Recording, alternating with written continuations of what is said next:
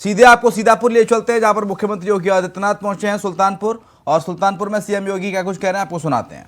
गठन करने के लिए जनता की बुनियादी सुविधाएं और नगरीय विकास के कार्यक्रम को आगे बढ़ाने के लिए आप सभी को मतदान करना है।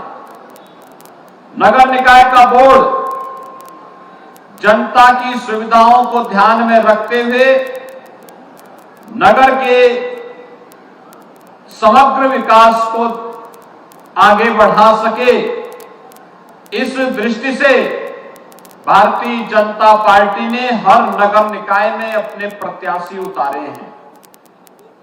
और मुझे ये मेरा सौभाग्य है कि आज मुझे सुल्तानपुर जनपद के नगर निकाय प्रत्याशियों के समर्थन में आपके बीच आने का अवसर प्राप्त हुआ है। भाइयों बहनों, ये वही जनपद है जिसके बारे में कहा जाता है कि त्रेता युग में हनुमान जी ने कालनेमी का वध इसी जनपद में किया था। भाइयों बहनों, लोकतंत्र में आपके वोट की ताकत हर भ्रष्टाचारी को और हर माफिया को जमीन दिखा सकती है, सही ठिकाना दिखा सकती है। ये वही धरती है जिसके बारे में कहा जाता है कि भगवान श्री राम के पुत्र कुश ने इसके नवनिर्माण में अपना योगदान किया था। और ये हमारा सौभाग्य है कि पूर्वी उत्तर प्रदेश के विकास की लाइफलाइन बन रही पूर्वांचल एक्सप्रेसवे का उद्घाटन देश के यशस्वी प्रधानमंत्री जी ने इसी जनपद में किया, और जिसे पिछली सरकारों के कारण लोगों ने पूरे भार नाम दिया था, आज वहां पर एक एयर स्ट्रिप बना करके सुल्तानपुर के निवासियों ने साबित कर दिया है कि यहां सामर्थ्य भी है और शक्ति भी है। ये एयर स्ट्रिप संकट के समय किसी भी विमान को उतरने और टेक ऑफ करने की पूरी सुविधा यहां से उपलब्ध करवाने का कार्य करेगी। भाइयों बहनों, पूर्वांचल एक्सप्रेसवे सुल्तानपुर के पास एक औद्योगिक गलियारा भी बनना है। उद्योग लगेंगे, नौजवानों को रोजगार मिलेगा, नौकरी मिलेगी, और साथ साथ विकास की अनंत संभावनाओं को यह आगे बढ़ाएगा। आज सुल्तानपुर में क्या नहीं है? सुल्तानपुर में अपना मेडिकल कॉलेज भी सुल्तानपुर का बन रहा है। सुल्तानपुर की चीनी मिल के पुनरुद्धार की भी कार्रवाई प्रारंभ हो गई है। सुल्तानपुर पूर्वांचल एक्सप्रेसवे के साथ तो जुड़ा ही है, साथ साथ पूर्वांचल एक्सप्रेसवे के साथ ही भाइयों बहनों आज सुल्तानपुर 4 लेन की सड़कों से भी जुड़ रहा है। एक और अयोध्या और दूसरी ओर प्रयागराज को जोड़ने वाला यह मार्ग भी 4 लेन की कनेक्टिविटी से जुड़ करके राम वनगमन पथ को भी सुदृढ़ किया जा रहा है।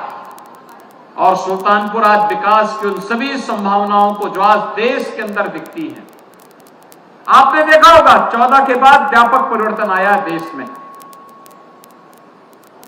कहीं हाईवे बन रहे हैं, कहीं रेलवे, कहीं एयरपोर्ट, यानी एयरपोर्ट के लिए आपको दूर नहीं जाना पड़ेगा। यहां पे अयोध्या के पास है, अयोध्या में ही हम लोग इंटरनेशनल एयरपोर्ट बना रहे हैं।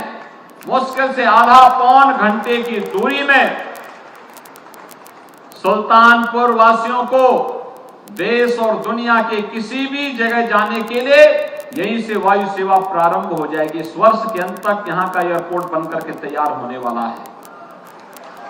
भाइयों बहनों, आज सुल्तानपुर में क्या नहीं है? सब कुछ है।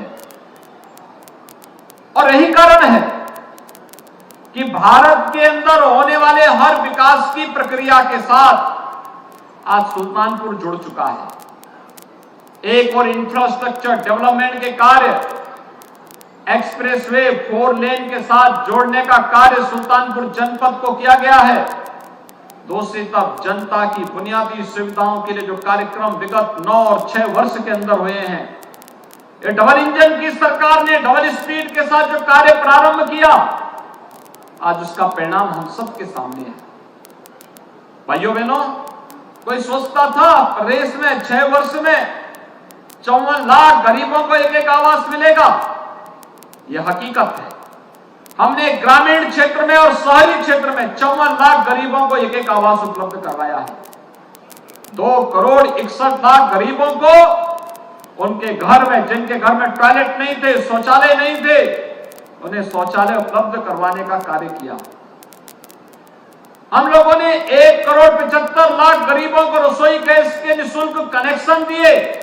और अब तो डबल इंजन की सरकार ने यह भी तय किया है कि केवल अब कनेक्शन देने से नहीं काम चलेगा, होली और दीपावली के अवसर पर उन्हें फ्री में एक सिलेंडर भी उपलब्ध करवाने का कार्य करेंगे। भाइयों बहनों, इसके लिए पैसे की व्यवस्था भी की जा चुकी है।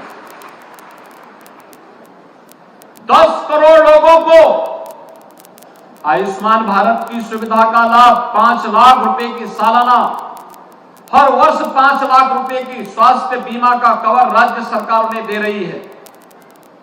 और कोरोना कालखंड में आपने देखा होगा, कोरोना कालखंड में लगातार पिछले 3 वर्ष से हर गरीब को फ्री में राशन, उत्तर प्रदेश में तो 15 करोड़ लोग फ्री में राशन की सुविधा का लाभ ले रहे हैं।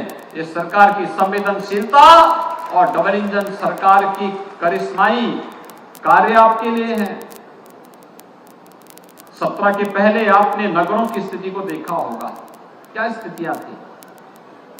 नगरीय जीवन का मतलब जहां व्यापक जल जमाव हो, कूड़े के ढेर दिखाई देते थे, सौदों का आतंक होता था, अराजकता का तांडव होता था, व्यापारियों से रंगदारी वसूली की जाती थी।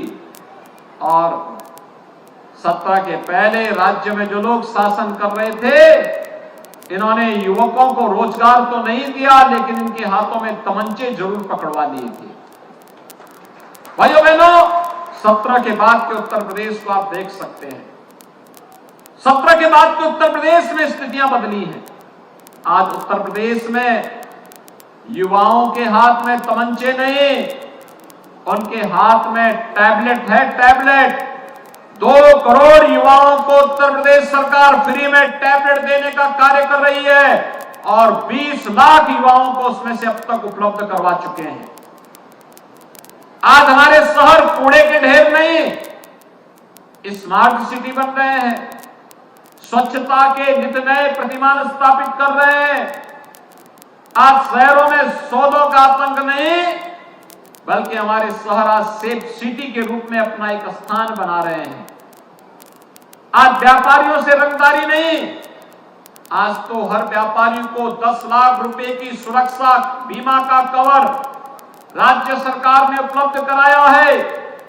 और भाइयों बहनों, पटरी व्यवसायियों को पीएम स्वनिधि योजना के अंदर ब्याज मुक्त ऋण उपलब्ध करवाने की सुविधा भारत सरकार उपलब्ध करवा रही है। व्यापक पैमाने पे आज नगरीय जीवन को स्वच्छ और सुंदर बनाने का कार्य ये डबल इंजन की सरकार कर रही है। और डबल इंजन की सरकार के साथ एक ट्रिपल इंजन भी लग करके इस गति को और तेज कर सके, जनता की बुनियादी समस्याओं का समाधान हो सके, जन्म मृत्यु प्रमाण पत्र हो या आय निवास और फिर जाति प्रमाण पत्र बनाने का कार्य, ये सब ऑनलाइन हर व्यक्ति को प्राप्त हो सके, इसके लिए अच्छा बोर्ड नगर निकाय का बने, नगर पालिकाओं में भी और नगर पंचायतों में भी। इसी के लिए भारतीय जनता पार्टी आज आपके पास आई है। भाइयों बहनों, भारतीय जनता पार्टी ने अपने प्रत्याशी के रूप में श्री प्रवीण कुमार अग्रवाल को नगर पालिका परिषद सुल्तानपुर में, श्री विजय त्रिपाठी, श्रीमती सीमा साहू, श्री आनंद जायसवाल, श्रीमती सोनी गौतम, इन सभी को अपना प्रत्याशी बना करके आपके बीच में उतारा है। हमारे प्रत्याशी इन्होंने, इधर आ जाए भैया,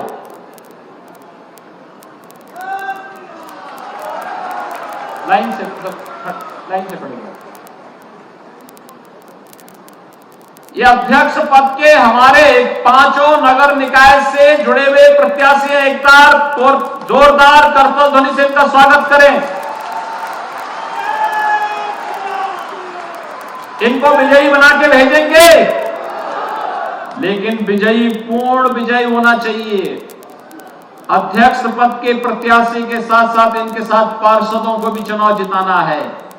जब पूरी मेजॉरिटी का बोर्ड होगा तभी विकास के प्रस्तावों को आसानी से पारित करने में मदद मिलेगी। अन्यथा आप देखते होंगे, आधा अधूरा बोर्ड जब होता है तो विकास के कार्यों का पैसा भी बंदर बांट होता है। ये पैसा जनता का पैसा है और डबल इंजन सरकार जो पैसा भेजेगी केंद्र और राज्य से, उस पैसे का सही इस्तेमाल हो सके, इसके लिए इस बोर्ड को पूर्ण समर्थन प्राप्त होना चाहिए। फुल मेजॉरिटी का बोर्ड बनना चाहिए, पूर्ण बहुमत का बोर्ड बनना चाहिए। और पूर्ण बहुमत का बोर्ड बनेगा तो भाइयों बहनों, विकास का एक भी पैसा अटकेगा नहीं, छिटकेगा नहीं, भ्रष्टाचार की भेंट नहीं चढ़ेगा, कोई बंदर बांट करने का तो साहस भी नहीं कर पाएगा। आप सब सहमत हैं? जनता का पैसा जनता के विकास में लगना चाहिए ना? सभी लोग सहमत हैं? तो मेरे साथ जोर से बोलेंगे, भारत माता की, भारत माता की, भारत माता की। भारतीय जनता पार्टी के हमारे इन सभी प्रत्याशियों को पूर्ण बहुमत के साथ विजयी बनाने की अपील आप सबसे करते हुए अपनी वाणी को देता हूं विराम। जय जय श्री राम।